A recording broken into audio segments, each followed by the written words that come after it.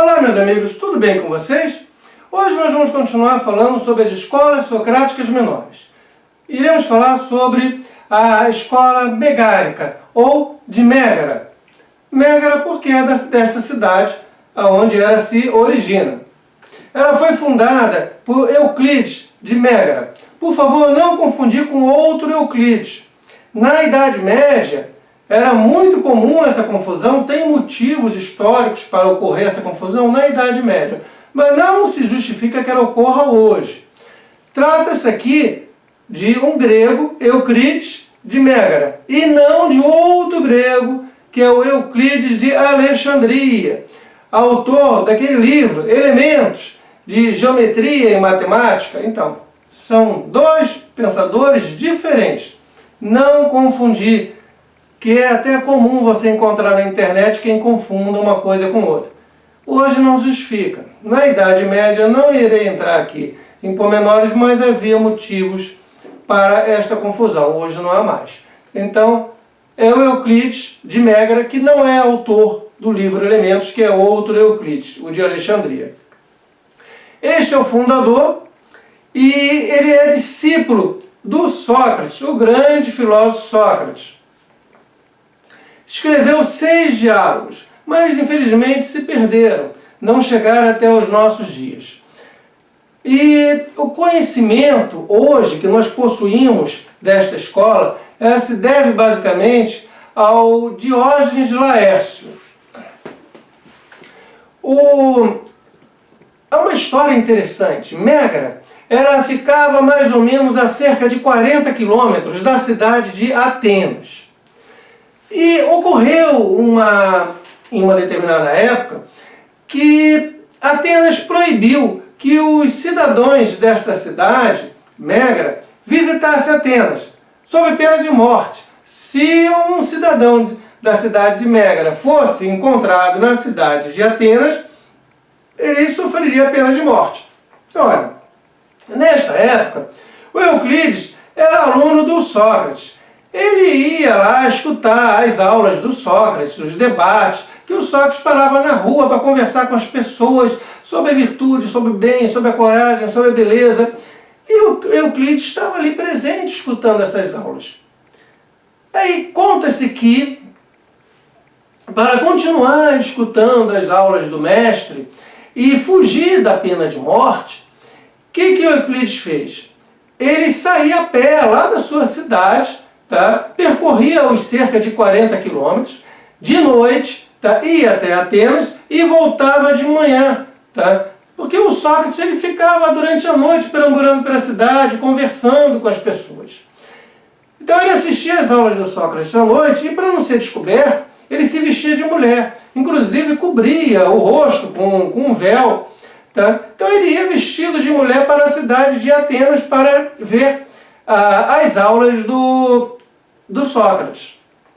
Uma outra história que se conta sobre ele é que após a morte do Sócrates, que ele foi condenado a beber cicuta, isso é contado num dos livros de Platão, o Diálogo Fédon. Então, após a morte do Sócrates, os discípulos que moravam em Atenas ficaram com medo que eles também fossem condenados à morte. Então eles fugiram para onde? Para a cidade de Mégara, aonde ficaram hospedados na casa do Euclides. Inclusive o próprio Platão seria um desses discípulos que teria ficado hospedado na casa de Euclides com receio de sofrer penalidades após a morte do Sócrates. E veja, um detalhe do Sócrates, eles vão de absorver nessa escola a questão da ética, o valor que Sócrates dava à ética. Mas eles também vão sofrer uma influência muito forte dos assim chamados filósofos eleatas. Vocês lembram dos eleatas?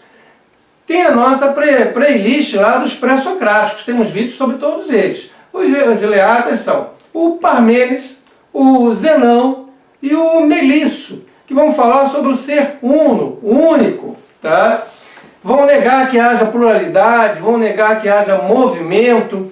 É tudo ilusão, gente. Então, ele há de sofrer a influência do Sócrates na área da ética e dos eleatas na questão do monismo, só existe um ser.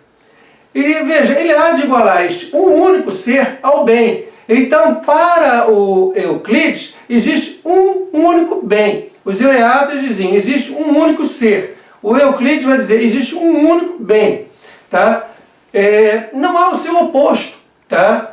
Eu não tenho o oposto do bem. Não existe o mal. Tá? Isso é ilusão. Tá? É inexistente qualquer coisa que seja contrária ao bem. Eu tenho variações do bem, mas só existe concretamente o bem. Ele há de dar uma ênfase muito grande, então, ao bem moral, ao comportamento ético, comportamento moral. E a decisão, que é uma decisão sempre individual, não? A decisão para alcançar este bem moral.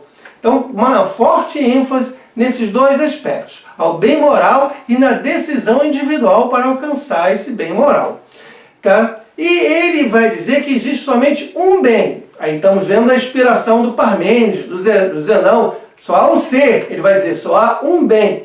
Agora, esse um bem tem vários e vários nomes diferentes, mas para se reportar a mesmíssima coisa. Então eu posso chamar esse um único bem de sabedoria. Mas também posso dizer que é a razão. Posso dizer que é Deus. Posso dizer que é a mente. Eu posso até usar outros nomes, mas estarei sempre referindo a mesmíssima coisa. Porque é uno. Tá? Da mesma forma que os Ileatas, o Parmênides, o Zenão e o Melisso vão falar que o ser é uno, é único, o Euclides vai dizer o bem é uno, é único. E esse bem, ele é o quê? Ele é a verdade. Esse bem é a sabedoria. Esse bem é a inteligência. Mas é uma coisa só. Tá? A verdade, gente, a verdade não pode ser conhecida pelos nossos sentidos. Tá? Porque os nossos sentidos nos pregam peças, fazem com que nós tenhamos ilusão.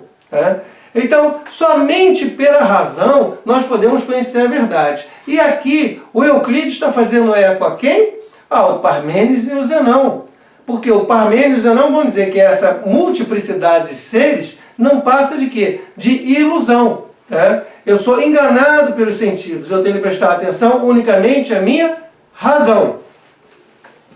Gente, não esquece de deixar o seu comentário, que eu quero saber a sua opinião também, tá? Põe aí teu comentário sobre Euclides, tá bom? E se estiver gostando aí, se inscreve no canal, para aí você vai ser sempre informado sobre novos vídeos. Mas vamos lá. Há dois princípios básicos aqui no Euclides, dentro dessa escola, a escola de Megra.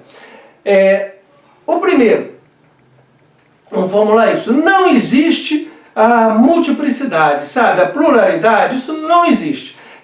Seja no mundo físico que você vê, tá? Ou seja o mundo das ideias de Platão. Eles dizem que o mundo das ideias de Platão não existe.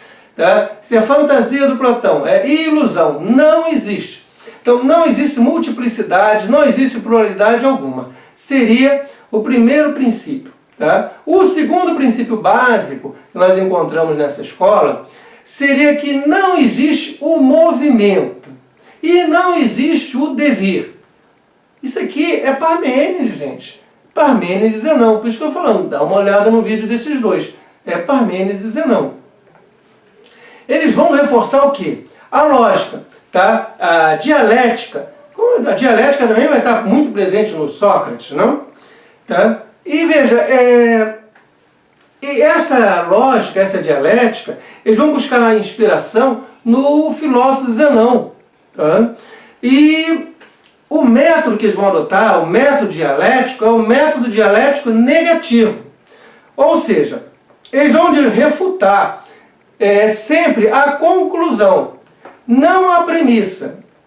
Eles vão se ater a refutar a conclusão. Daí,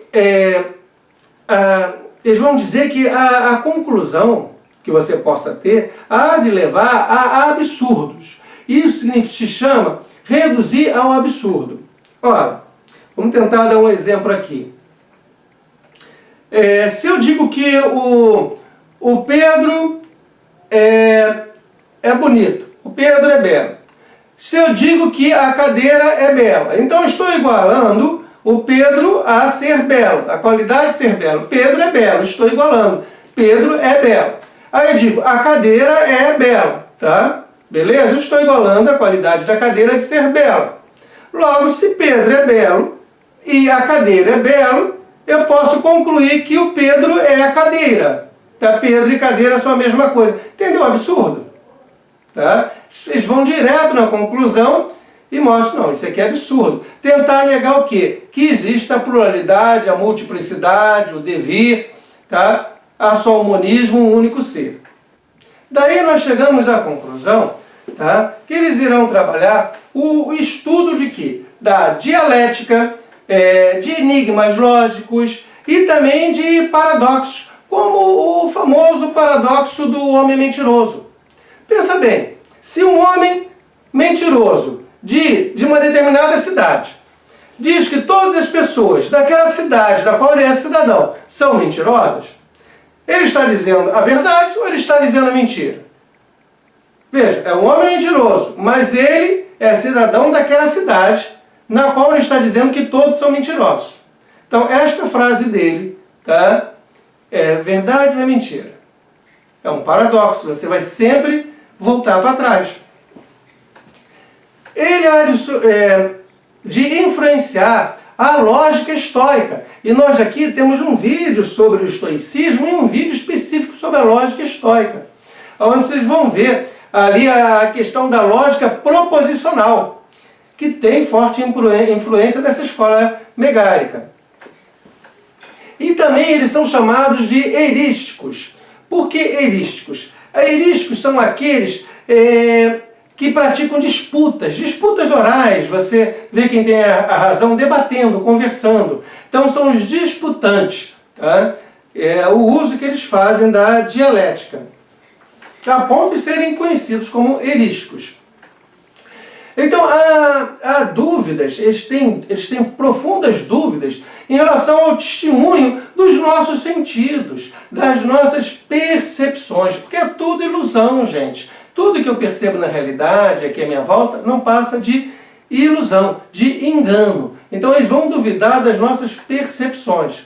E eles vão ver uma unidade absoluta em tudo. Só existe um único ser, um único bem. E aí é uma influência, como eu falei, dos eleatas e também, tá, na medida em que eles vão pegar e substituir esse ser dos eleatas pelo bem de Sócrates, você tem uma fusão, tá, de um lado, tá, o ser dos eleatas e do outro lado a questão da ética, do bem, tá, presente ali em Sócrates.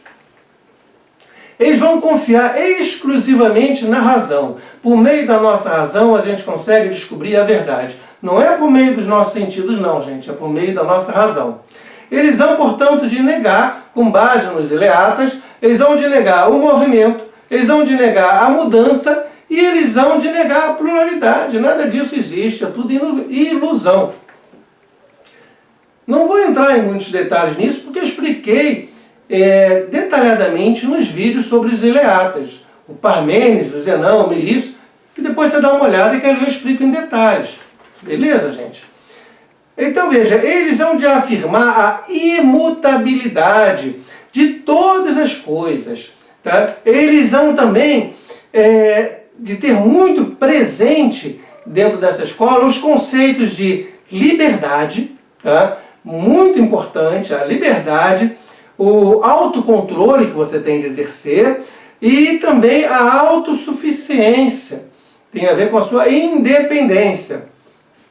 Por sua vez, para a gente fechar, a gente pode dizer, recapitulando, que eles vão sofrer influência do Sócrates, sabedoria, bem, virtude, e dos eleatas, o Parmênides, o Zenão, o Melisso, unicidade, o único ser, não? E irão influenciar, irão exercer forte influência sobre os cínicos e também sobre os estoicos, na questão dos estoicos, na questão da lógica, a lógica proposicional. E também que a palavra-chave que melhor poderia definir essa escola seria a lógica. Porque, veja, esses estudos que eles vão fazer em lógica proposicional E lembra que nós temos um vídeo aqui no canal sobre isso, na parte dos estoicos, aqui na playlist do helenismo, tá? São muito importantes, são muito atuais. É hoje que se faz em lógica. Tá? Então eles vão influenciar os estoicos, é uma coisa tão moderna que nós fazemos isso hoje nessa área de lógica. Então eu diria que a palavra que melhor definiria os avanços dessa escola seria a palavra lógica. Gente, eu procurei fazer um resumo, tá, do que seria a escola megárica ou a escola de Mégara, uma das 5 escolas socráticas menores. Espero que vocês tenham gostado. Deixa a opinião aí a ver se gostou ou não, para eu saber o caminho que a gente vai seguir daqui para frente. Olha, muito obrigado pela presença mais uma vez. Até mais!